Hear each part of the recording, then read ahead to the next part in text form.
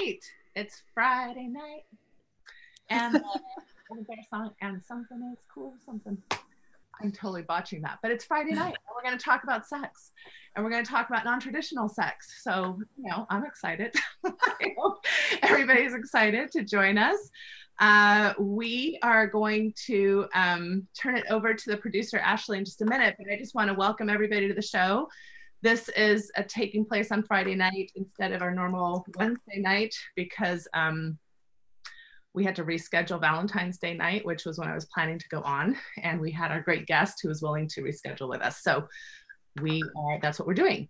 And I just want to give a quick shout out to Sex Talk with Natasha. This is a comprehensive sexual education experience that I'm trying to have people subscribe to through Patreon. And the reason being that I'm a big believer in sexual health and prioritizing our sexual health, and that it's not just a frivolity or commodity or something along those lines, that it really is an actual integral part of who we are. And most of us did not grow up in cultures or families or religions or governments where that was done in a very healthy way or non-shaming way. And so we have a lot of, I think, sexual woundedness that we come from, regardless of where we come from. So I'm trying to, challenge some of those concepts and offer a sex positive way to, on a regular basis, on a weekly basis, start addressing some of these things, because it's not something that's going to happen overnight for most people. And it's something I think that just like going to the gym, you want to do on a regular basis. So with that, I'll turn it over to Ashley to give us more info on the show. Yeah, hello everybody. Welcome on a special Friday night. And thanks for joining us.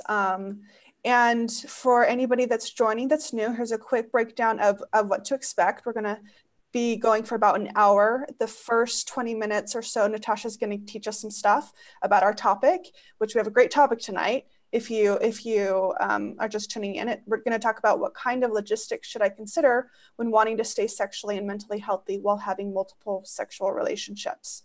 So stay tuned for that. That'll be great. So Natasha will teach us for about first 15, 20 minutes. And then our guest Dedeker will join us, and she and Natasha will go back and forth for about 20 minutes. And then the last 20 minutes, we'll open it up for guest questions. So if you have any questions, you can email us, sextalkwithnatasha@gmail.com. private message us. We're on all the social media, so go ahead and just shoot us some questions.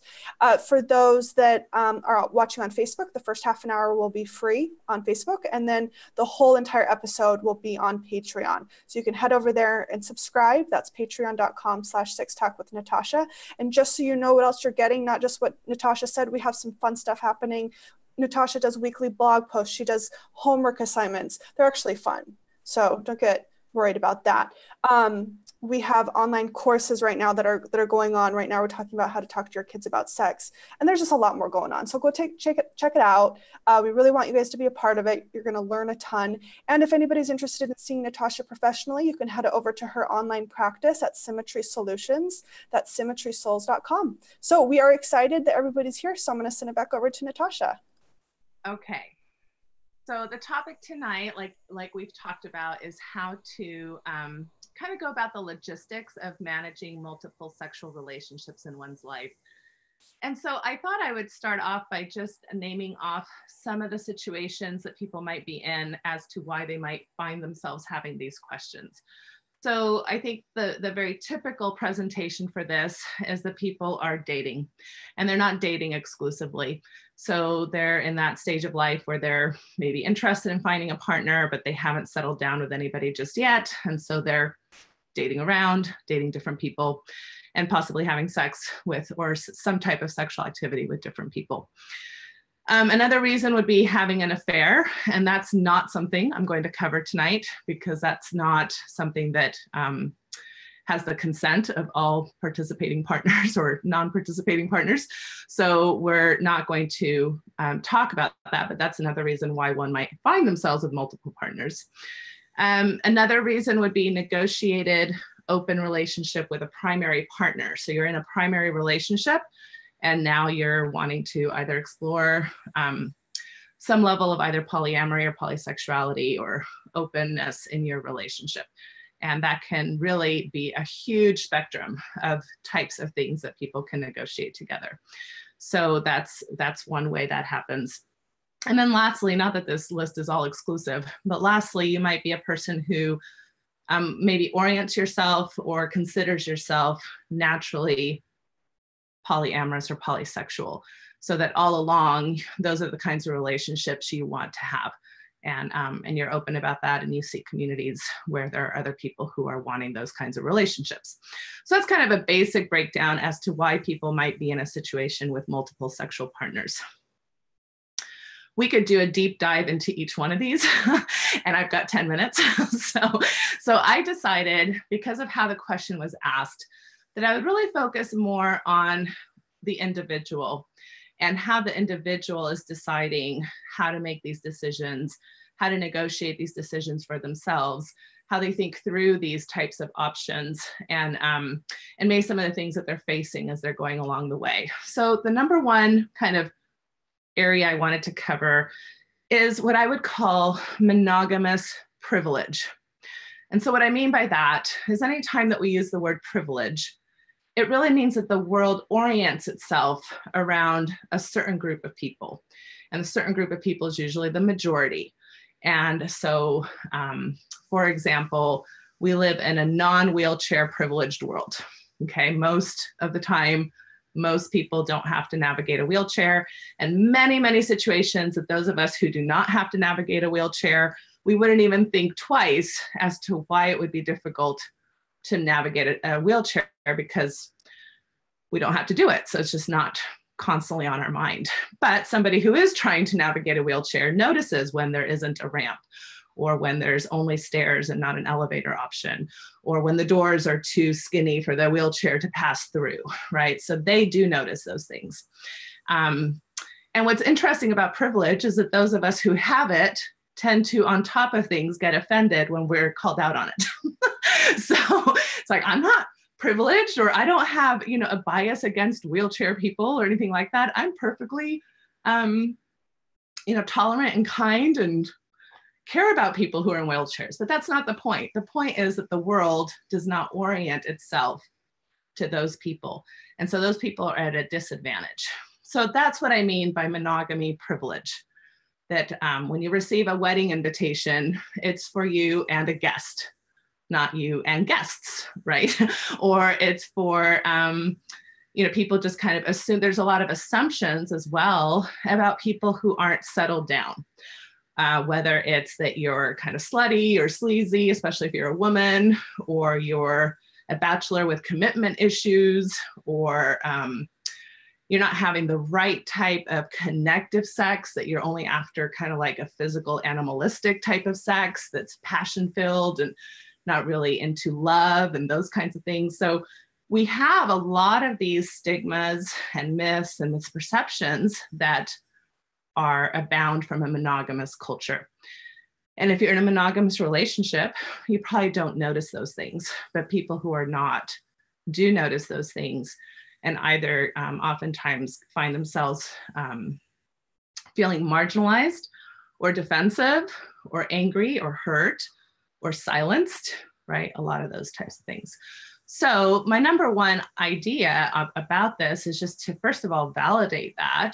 And second of all, if you're in a position where you're having to navigate that, I'd like for you to just be thinking in your own mind, what is that like for me? What types of stigmas do I face? Am I out with my family or my friends, or do I keep this part of my life secret because I'm afraid of my stigmas or the stigmas that might come my way? So just to kind of be thinking about the fact that you have to deal with kind of this extra level of stress that those who are in monogamous relationships do not have to deal with. So even though I shouldn't eat right before I do these, because now I find myself like a little bit out of breath and even a little gurgly. So I apologize, and TMI. So anyway, all of that. All right. So another reason, I guess, why I would just bring this piece up is to make sure that that you find ways that you can be comfortable. So it's one thing to say to yourself, well, I'd rather avoid the hoopla. I'm perfectly comfortable keeping this part of my life private. It doesn't cause me a lot of distress to do that, and that's my preference. versus I feel like I have to keep it private or else I'm going to be faced with all kinds of issues, either from my extended family or my job. And so then I have this anxiety, this anxious reason why I'm staying quiet. So a lot of what we're going to talk about today is what's the underlying motivator. So it's not that there's one right decision. I'm not going to say everybody has to be out about their relationships. A lot of people prefer to be private, even in monogamy, they prefer to be private about those things. But what's the underlying kind of foundation or setting for that? So even though a lot of the principles for healthy sexuality remain the same, whether you're in an open relationship or a monogamous relationship, it does look different. So, okay.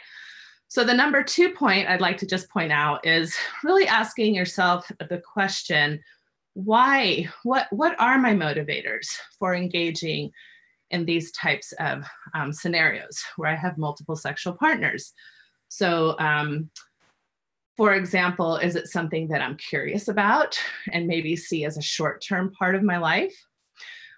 Is it something that I'm interested in more long-term? Is it in reaction to other relationships I've had, like a breakup or a divorce?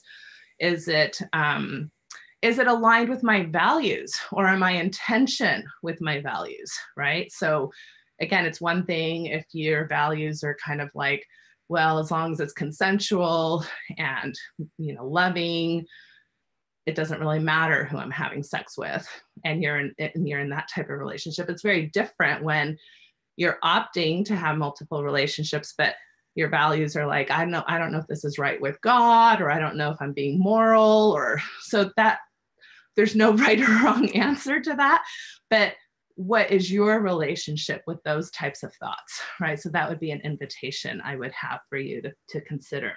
And are you conflicted about the decisions that you're making, and where do those conflicts come from? Another why would be, is it partner pressured, right? So in other words, if I don't agree to explore this with my spouse, they might divorce me or leave me. Or even as a single person, I'm not going to be considered cool if I'm not okay with my partner having multiple partners. So I'm not going to push for exclusivity, even though that's what I would really prefer or like. So again, these are really important questions to be asking yourself as to whether or not you're engaging in something that's really authentic and that feels grounded on healthy sexual principles versus not. The number 3 question I would encourage you to think about are, what are my limits? So where am I comfortable? Where am I not? And sometimes we don't know this because we haven't tried things yet. Sometimes we find these things out along the way. And what I have found working with a lot of people is if they go down a certain road and decide, I feel differently about this now, it's hard for them to communicate that to their partners. Like they almost feel like, well, I already made that decision. People are already expecting this from me, so I have to stay on this road. So really giving yourself permission to have exploratory times when you try to figure this out for yourself, and that you can always come back to the drawing table, and that it's really important to be communicating that to whomever you're involved with, which is my number 4 point, which is, how am I communicating about these things? Am I the type of person that finds it comfortable to talk about my needs, my desires, my wants, my fantasies, my ideals, even if I don't think that I'm going to get my ideals. I mean, most of us typically don't get our ideals because we have to compromise in relationships, but even so, how comfortable am I even expressing those or exploring those with the partners that I'm engaged with? Or am I a person who in general keeps that to myself or prioritizes other people's needs instead of my own? So am I in balance with that or not? And then my last point that I just want to say is a reminder about the 6 principles of sexual health. And so I'm just going to review those really quick, because I don't think we can repeat them too often on this show. But the first one is obviously consent. So am I acting in ways consensually with whomever I'm involved with, or however many people I'm involved with? And are they consenting with me? It can get a little tricky when you're with a partner who maybe you realize their partner is not consenting. So that can get a little tricky as far as how you decide to navigate those things. But as far as what you're really responsible for is your own level of consent. Next is non-exploitative scenarios. So a lot of people think of exploitative, or that means trafficking, and it can mean that. That's like an extreme. But most of us can be exploitative, like manipulative. Like, if you don't do what I want, I'm going to pout all day long and kind of make it miserable for you, right? Or if you, anyway, there's lots of ways that we can guilt each other into certain scenarios. And so are these relationships that I'm navigating non-exploitative? Preventing unwanted pregnancy and STIs. It's always pretty shocking to me to still see how high the numbers are of people who do not consider STI protection. Most adults are pretty good about the unwanted pregnancy protection at this point, but not so much the STI. So, you know, just be thinking about that. Am I taking care of my body? And am I also taking care of the bodies that I'm with by being honest and being forward and testing myself and engaging in safe sex practices? Number 4 would be shared values. So that's understanding my values, and that's understanding the people I'm with and what their values are. And so kind of back to the communication thing, it's really important not to be assuming in any relationship, but particularly in multiple relationships. So that you're very open, like, you know, I would love to have a sexual experience with you. And for me, the values around that are that I have the right as an individual to explore that with multiple people. And that's my value. And is that a value that you share or not? And if it isn't, then are we compatible or not? But not just assuming that things are going to mean a certain thing. There's a lot of hidden meaning in sexuality that if you don't talk about it. So that goes also with the next value, which is honesty. So am I being honest about my, you know, dealings in a sense with my partners?